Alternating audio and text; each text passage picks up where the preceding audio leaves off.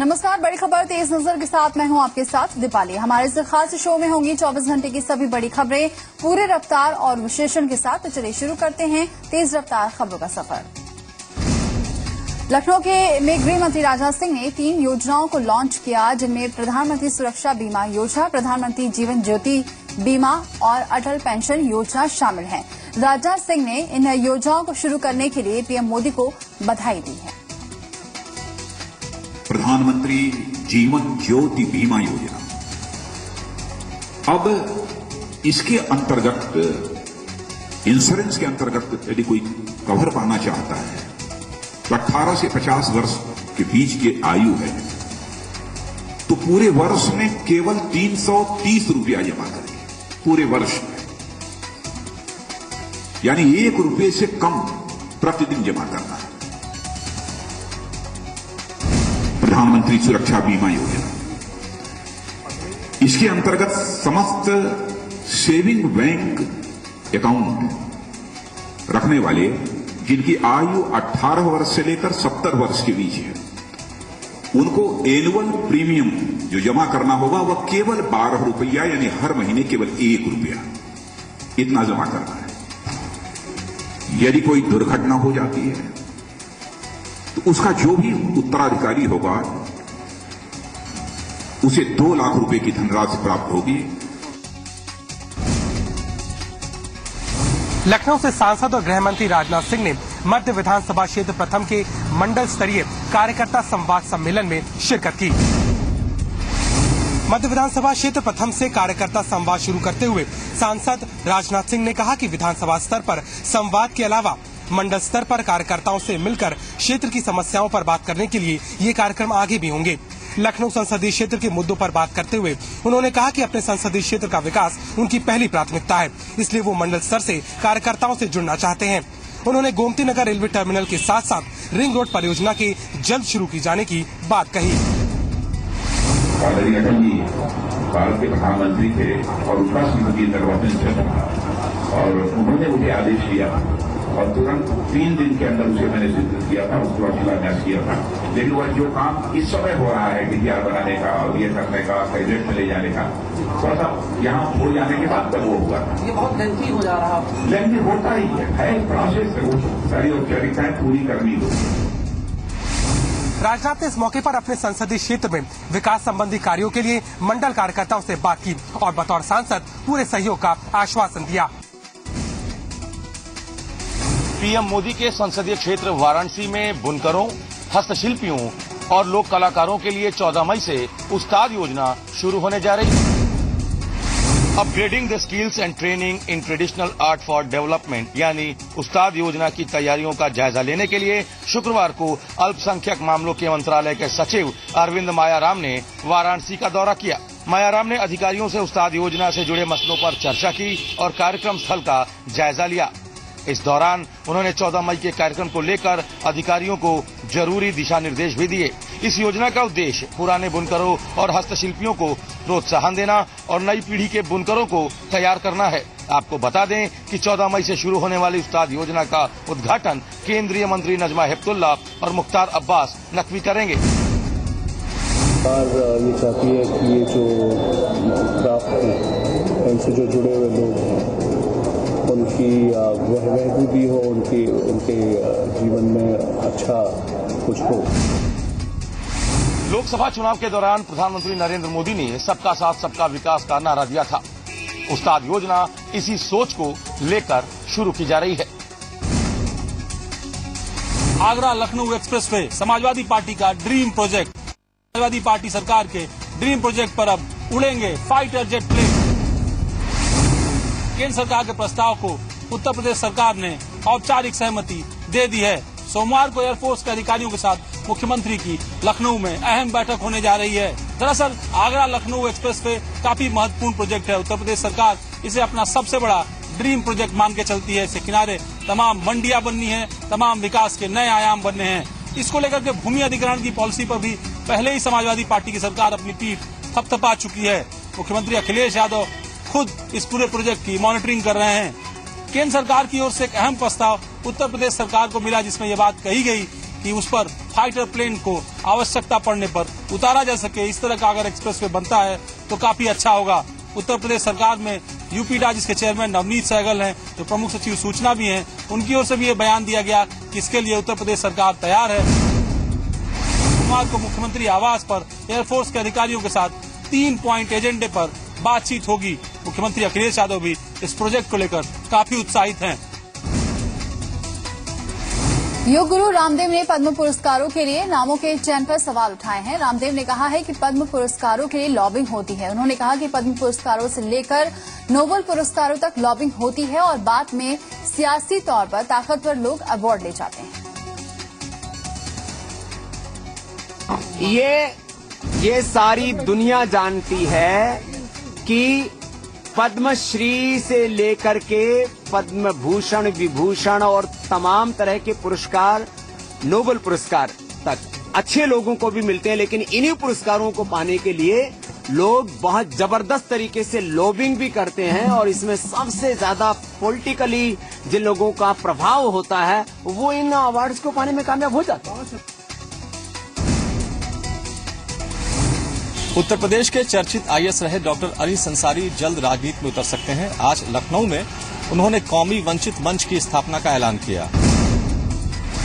फिलहाल ये गैर राजनीतिक संगठन होगा, लेकिन बाद में अगर जरूरत हुई तो इसे राजनीतिक भी किया जाएगा।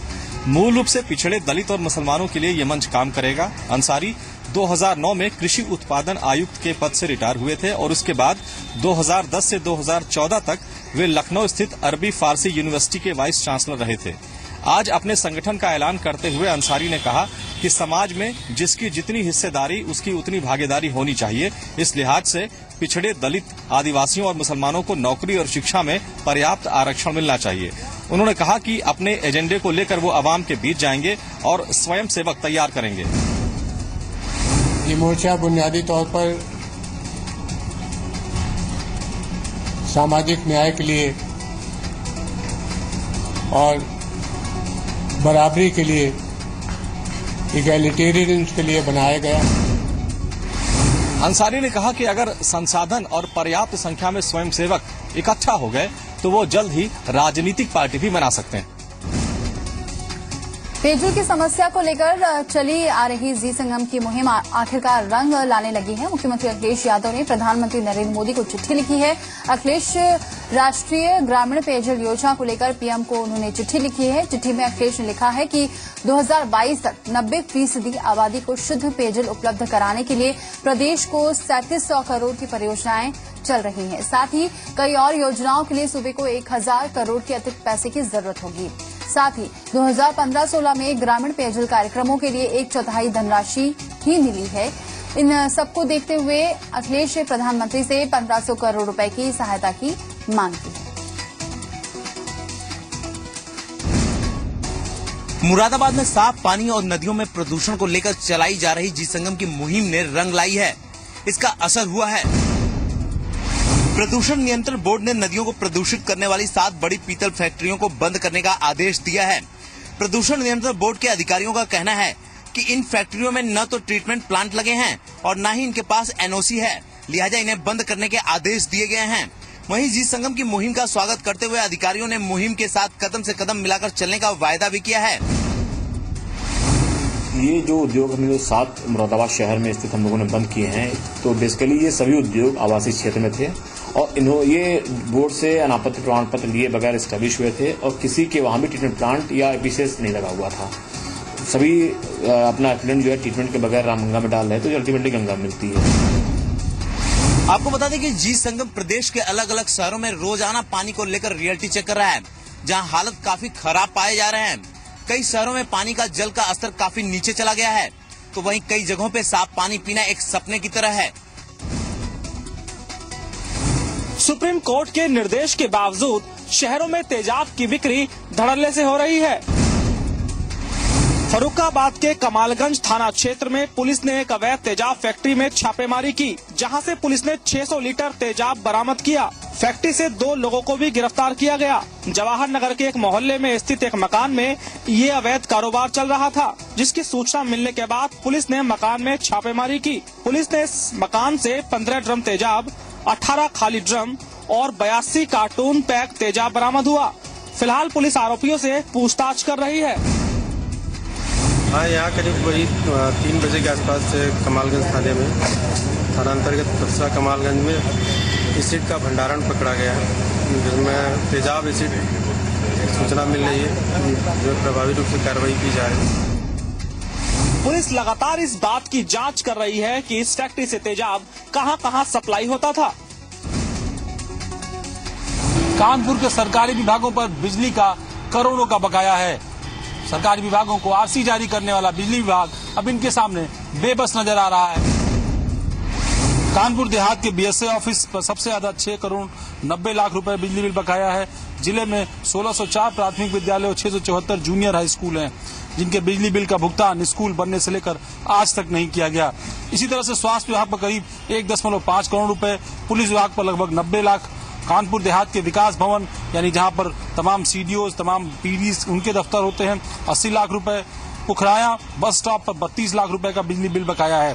बिजली बिल के मुताबिक सभी सरकारी विभागों का लगभग 10 करोड़ रुपए से ज्यादा बकाया है, जिसकी वसूली के लिए बार बार पत्र भेजे जा चुके हैं। कार्रवाई के लिए अधिशासी अभियंता का कहना है कि अगर कार्रवाई होगी तो प्रदेश स्तर से होगी, क्योंकि यह समस्या हर जिले की है। ये तो एक ही होना चाहिए, सबके लिए एक ही है, बशर्ते ये लागू नहीं होता है हर जगह। बड़े बकायेदार जो है वो बच जाते हैं आसानी से, उनके लेके गायब हो जाते हैं। आम आदमी त्रस्त है, परेशान है। आम जनता को बिजली बिल न मिलने पर कनेक्शन की कटौती कर दी जाती है, लेकिन विभागों के करोड़ों के बकाये पर सरकारी अफसर और सरकारी विभाग खामोशी अख्तियार किए हुए बैठे हुए हैं।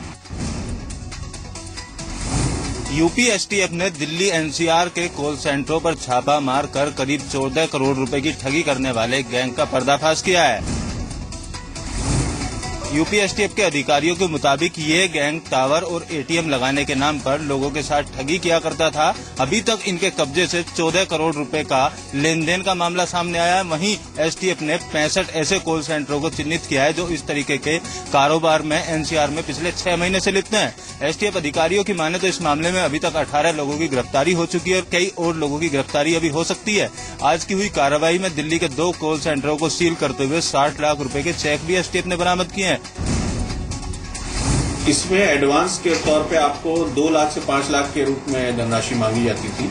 आप जमा करेंगे तो बाद में आपको 60,000 रुपए प्रति माह और एक 7,000 रुपए की सैलरी के हिसाब से आपको हम लोग पेमेंट करेंगे और ये 5 लाख जो आप देंगे इसकी सिक्योरिटी बाद में रिफंड हो जाएगी। ये कह करके अलग अलग लोगों से अलग अलग चेक के अमाउंट्स जितना संभव हो सकता था ये लोग इकट्ठा करते थे। एसटीएफ अधिकारियों का मानना है कि अगले 2 से 3 दिन तक ये कार्रवाई और चल सकती है और भी अहम खुलासे इस मामले में देखने को मिल सकते हैं। मुगलसराय में रेलवे के एक आला अधिकारी को अपने आवास के नंबर को लेकर एक अजीबोगरीब प्रेम देखने को मिला है। यहाँ के रेल मंडल प्रबंधक ने अपने आवास का नंबर 1 करने के लिए आसपास की सभी कॉलोनियों के नंबर बदलवा डाले। उन्होंने कहा कि जब राष्ट्रपति के आवास का नंबर 1 हो सकता है तो वो भी मंडल के मुखिया हैं, उनका भी नंबर अगर 1 होता है तो इसमें क्या हर्ज है। पूर्व मध्य रेलवे के मुगलसराय मंडल में रेलवे की करीब 18 कॉलोनियां हैं, जिनमें 5,000 से अधिक आवास हैं। इन घरों में 90,000 से ज्यादा रेलवे कर्मचारी रह रहे हैं। लोगों ने सारे डॉक्यूमेंट्स इसी पते पर बनवा रखे हैं। उधर रेल यूनियन के अधिकारियों ने इसे डीआरएम का तानाशाही रवैया बताया है। 5,000 रेलवे कर्मचारी इफेक्ट होंगे और उनके 25,000 परिवार डिस्टर्ब होंगे, जिनके बच्चों की मार्कशीट पर उनके क्वार्टर नंबर दिए हैं वो भी बेकार हो जाएंगे, उसको बदलना पड़ेगा, पैन नंबर बदलना पड़ेगा, बैंक अकाउंट बदलना पड़ेगा। ये एक एडमिनिस्ट्रेटिव प्रोसेस है, बिकॉज एडमिनिस्ट्रेटिव रिकॉर्ड है क्वार्टर्स का रिकॉर्ड रखना, लैंड रिकॉर्ड का पार्ट है। मुगलसराय के मंडल रेल प्रबंधक का यह 1 नंबरी प्रेम यहाँ रहने वाले लोगों के लिए परेशानी और फिजूल खर्ची की एक बड़ी वजह बन गया है। ग्रेटर नोएडा में गैंगरेप के बाद जिंदा जला दी गई लड़की की मौत हो गई है। लड़की को 90% तक जली अवस्था में अस्पताल में भर्ती करवाया गया था। वहीं पुलिस ने 4 आरोपियों को हिरासत में ले लिया है। दरअसल जेवर थाना क्षेत्र में घर में घुसकर दबंगों ने लड़की के साथ गैंगरेप की वारदात को अंजाम दिया। जब लड़की ने विरोध किया तो उसे जिंदा जला दिया गया। 90% जली हालत में इस लड़की को दिल्ली रेफर किया गया था, जहां उसकी मौत हो गई। पीड़ित परिवार का आरोप है कि गांव के ही 2 दबंग युवकों ने पीड़ित के साथ 8 महीने पहले भी गैंगरेप किया था और उसका वीडियो बना लिया था, जिसे दिखाकर वो लड़की को अक्सर ब्लैकमेल किया करते थे। आरोपी 2 लड़कों के अलावा परिजनों ने पीड़ित के पड़ोसी मुंहबोले चाचा चाची के खिलाफ भी केस दर्ज करवाया है। पुलिस ने मुंहबोली चाची को भी गिरफ्तार कर लिया है।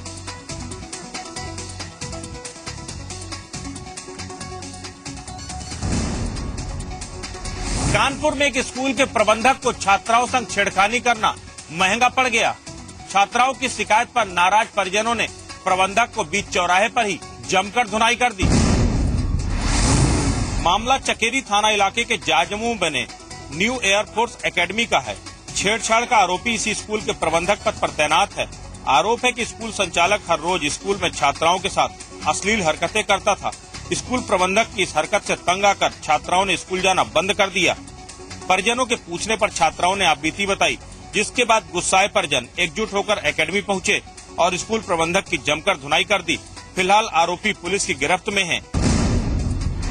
तो जो प्रबंधक हैं उनके प्रिंसिपल का भी काम देखा है, उनके खिलाफ आरोप लगाते हैं और जो स्कूल है उसकी करीबन 4 लड़कियों ने इसकी छेड़छाड़ की शिकायत की। इसके बाद अभियोग पंजीकृत किया गया।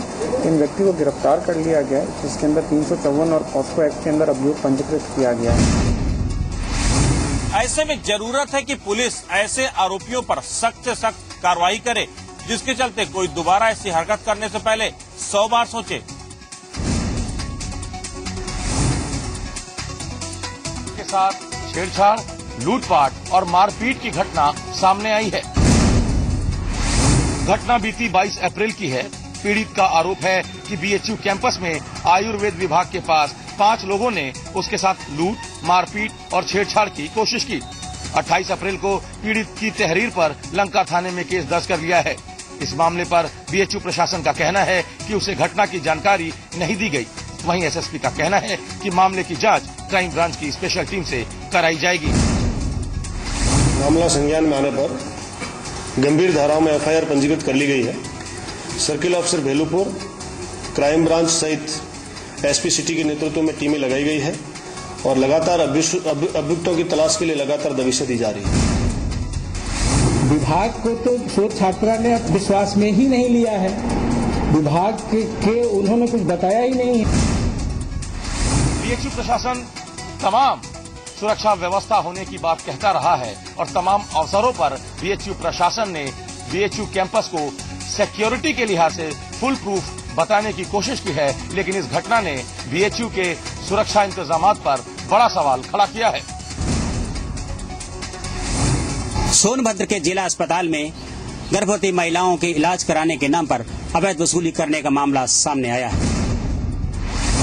आरोप है कि यहां आने वाले मरीजों से 3 से लेकर 5,000 तक रुपए वसूले जाते हैं। रॉबर्ट्सगंज के बनौरा गांव की महिला चांदनी डिलीवरी के लिए जिला अस्पताल आई थी। आरोप है कि पैसा नहीं देने पर महिला को अस्पताल से बाहर कर दिया गया। महिला को तभी भर्ती किया गया जब परिजन पैसा देने के लिए राजी हुए। महिला से 3,000 रुपए की डिमांड की गई और पैसा देने में देरी होने पर 5 दिनों तक अस्पताल में उसे जबरन रोककर रखा गया। आरोप यह भी है कि मरीजों की हालत गंभीर बताकर उन्हें प्राइवेट अस्पताल यहां से भेज दिया जाता है और इसके लिए नर्सों को काफी कमीशन भी मिलता है। पूरे मामले को सीएमओ ने गंभीर बताया है। पहले डिलीवरी ले ही नहीं रही थी, पैसा मांग रहे थे कि हमको पैसा देंगे तो हम भर्ती करेंगे, नहीं करेंगे। तो सब लोग बोलेंगे पैसा है ही नहीं, तो दूसरे से कर्जा लिया गया तो दिया गया। हम लोग को पैसा तो डिलीवरी हुआ है। इस मामले में खुद मैं स्वयं जांच करूंगा और गुप्त जांच कराऊंगा। यदि इसके बाद हो रही तो इसको तुरंत बंद करा दीजिए। प्रदेश के सरकारी अस्पतालों के हालात कैसे हैं, इस घटना ने साफ कर दिया है। यहाँ लोगों की सेहत के साथ खुला खिलवाड़ हो रहा है। बंदरों का आतंक कुछ ऐसा कि संभल जिले में बंदरों के आतंक की वजह से लोगों का घर से बाहर सड़क पर निकलना भी दूभर हो गया है। यहाँ के चंदौसी इलाके में बंदरों के एक झुंड ने स्कूल से वापस जा रहे 7 साल के एक मासूम पर हमला बोल दिया। बंदरों ने इस बच्चे को काटकर घायल कर दिया। बंदरों ने बच्चे को इतनी जगह काटा कि बच्चा मौके पर ही बेहोश हो गया। राहगीरों ने किसी तरह से बच्चे को बंदरों के चंगुल से छुड़ाया। घायल बच्चे को पास के अस्पताल में भर्ती कराया गया है, जहाँ उसका इलाज चल रहा है। बच्चे को खुद जो हमारे पास अभी आया है, इसको भी शरीर पर कई जगह पे काटा हुआ है। इसके काटे हुए तकरीबन प्रतिदिन अगर एवरेज देखा जाए तो 8 से 10 बच्चे प्रतिदिन, बच्चे मतलब जो भी बंदे आते हैं मेल फीमेल बड़े बड़े, तो 8 से 10 के आसपास प्रतिदिन आ जाते हैं। संभल में बंदरों का आतंक जारी है, लेकिन प्रशासन हाथ पे हाथ धरे बैठा है, जिसकी वजह से वहाँ के लोगों को मुश्किल हो रही है।